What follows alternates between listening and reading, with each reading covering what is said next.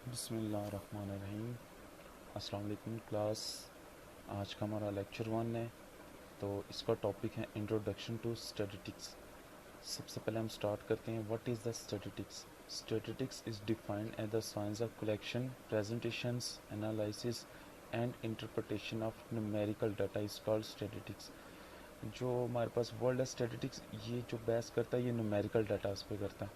कोई भी काम स्टार्ट करें किसी भी फील्ड में, सबसे पहले उसमें कलेक्शन की जाती है। कोई भी डाटा आप कलेक्ट करें, फिर उसको एक प्रेजेंट किया जाता है एक प्रॉपर वे के साथ, फिर उसका एनालिसिस किया जाता है, फिर उसके बाद इंटरप्रिटेशन करके फिर पता चलता है कि इसका रिजल्ट क्या होगा।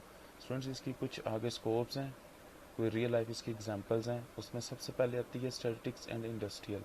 इंडस्ट्रियल, इसमें ये हम कह सकते हैं कि जो भी इंडस्ट्रियल जो बंदा पर्सन लगाता है वो सबसे पहले उस एरिया को चेक करता है, किस एरिया में कौन सी इंडस्ट्री अच्छी होगी, उसकी कलेक्शन करता है इंफॉर्मेशन, फिर उस पर लगाता है। इसी तरह कॉमर्स में होगा एग्रीकल्चर, इकोनॉमिक्स।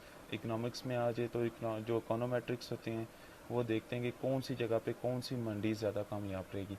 इस तरह अगर एजुकेशन डिपार्टमेंट में आ जाए तो आजकल जो हमारे पास पॉलिसीज़ चल रही हैं, पॉलिसी बनी है कि स्टूडेंट्स को प्रमोट कर दें, वो इसी बेस पे, क्योंकि education education not a one field, इसमें डिफरेंट्स हैं।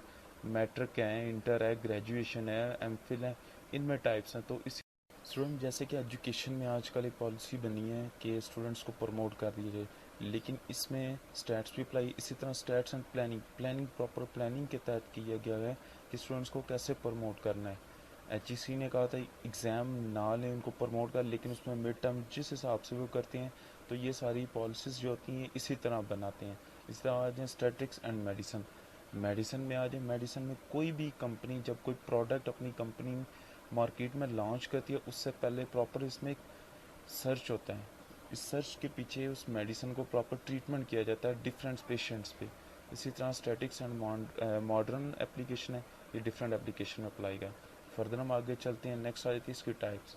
सबसे पहले डिस्क्रिप्टिव स्टैटिस्टिक्स, और इनको फर्दर डिस्कस करते हैं।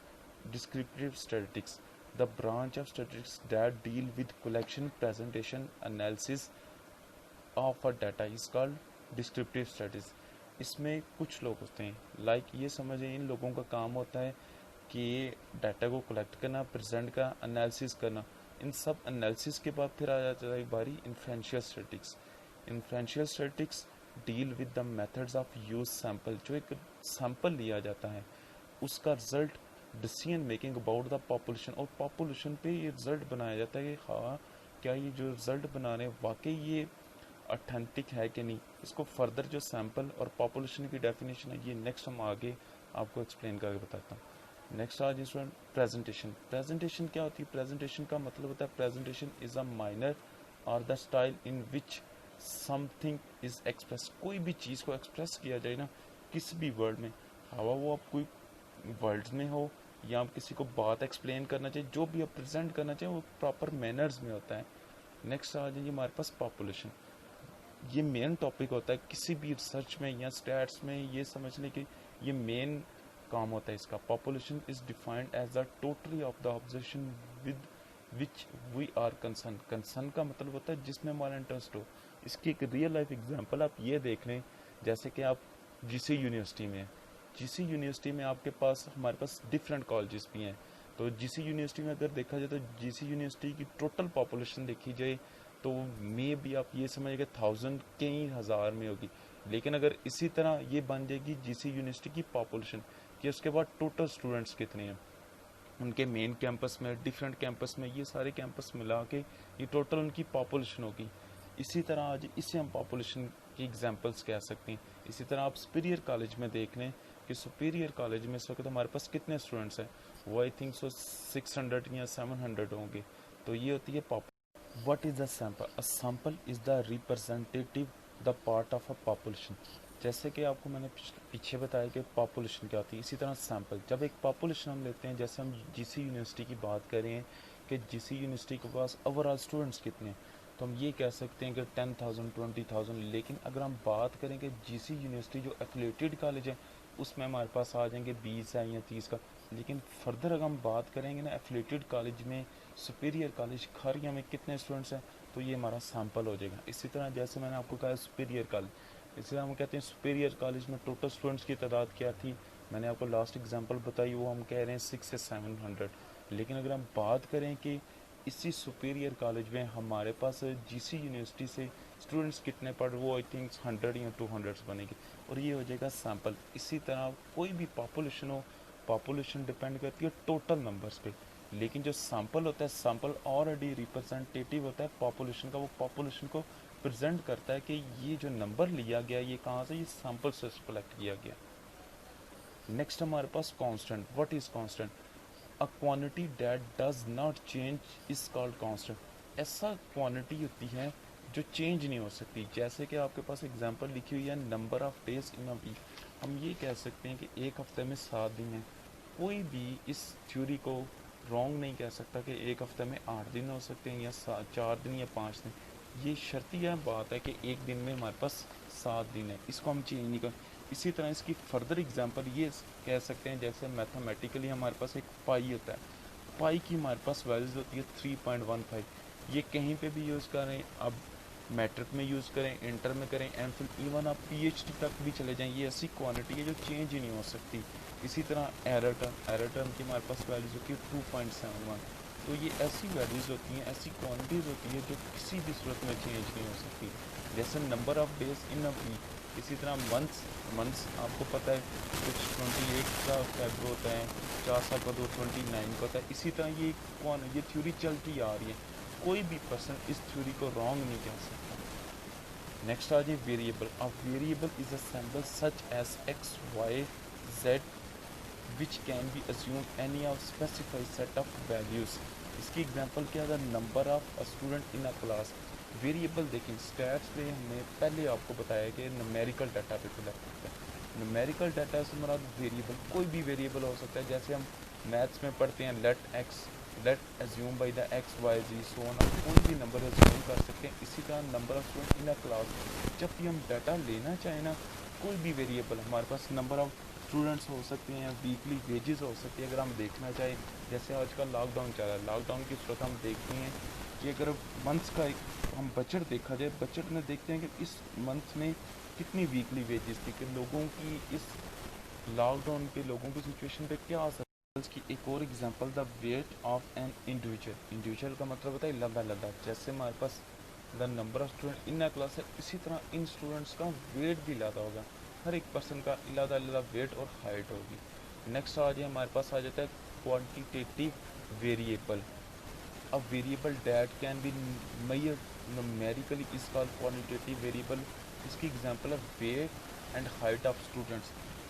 हम ये कह सकते हैं कि किसी पर क्लास में जितने 10 स्टूडेंट्स का न्यूमेरिकली, जिस चीज़ को हम न्यूमेरिकली कैलकुलेट करें, लाइक अब वेट्स किसी भी पर्सन का अगर रोल नंबर 1 है उससे पूछा जाए इनका वेट क्या है, मे बी एक 78 kg, इसलिए हम उनकी हाइट पूछी जाए तो 5.2 समथिंग। इसी तरह अगर उस क्लास में किसी भी क्लास में 10 या 20 या 30 या 40 भी स्टूडेंट्स हैं, इन सब का वेट्स और जो हाइट है ये टोटल हमारे पास डिफरेंट होगी, और ये सारी होगी न्यूमेरिकली।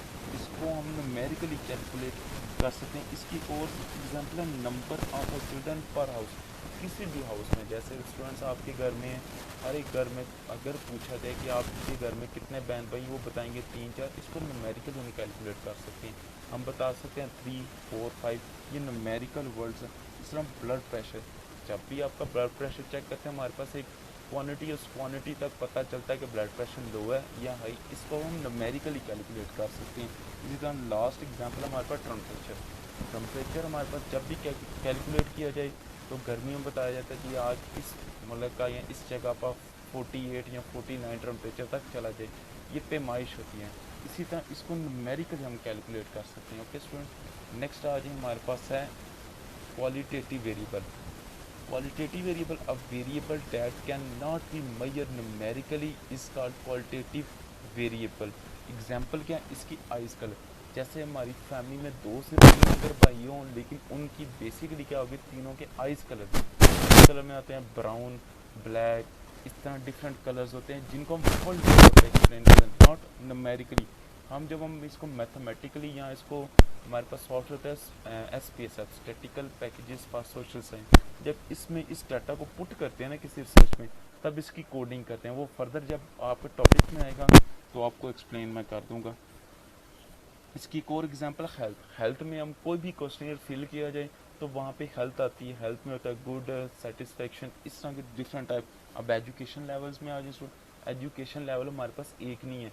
हमारे पास सबसे पहले स्टार्ट होता है मिडल, प्राइमरी मिडल, उसके बाद इंटर आ जाए, इसी तरह ग्रेजुएशन है, पोस्ट ग्रेजुएशन है, एमफिल है, पीएचडी है, पोस्ट पीएचडी।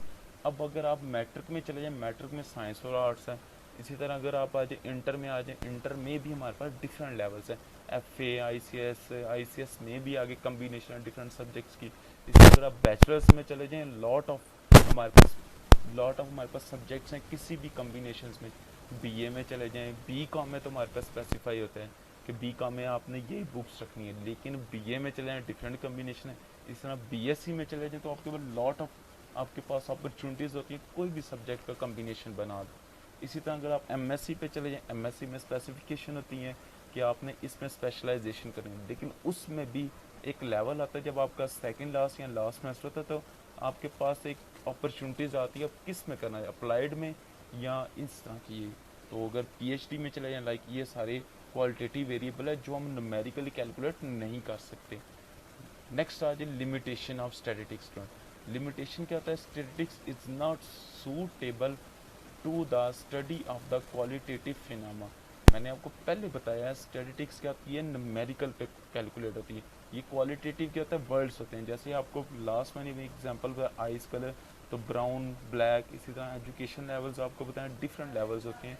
तो ये जो सारी चीज़ें होती हैं, हमें जो स्टैट के लिए डाटा चाहिए ना, वो हमें डाटा चाहिए होता है न्यूमेरिकली। ठीक है, इसी तरह आज लास्ट है statistics does not study individual. Statistics हमेशा इंडिविजुअल पे कभी भी स्टडी नहीं करती।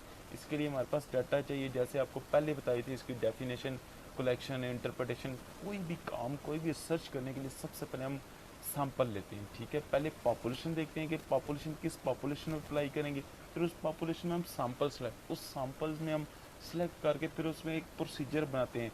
वहाँ से पहले कलेक्शन किया जाता है, फिर कलेक्शन प्रेजेंट किया जाता है उस डाटा को, फिर एनालिसिस किया, फिर एंड पे जाके उसकी इंटरप्रिटेशन किया जाता है कि जो हम रिसर्च करना चाह रहे हैं, जो हमारा मेन बेसिक पॉइंट था, क्या वो हमारा बेसिक पॉइंट क्लियर हुआ इसमें या नहीं हुआ। ओके स्टूडेंट, इंशाल्लाह बाकी जो चीज़ें इसमें फर्दर लेक्चर में डिस्कस करेंगे। Thank you so much.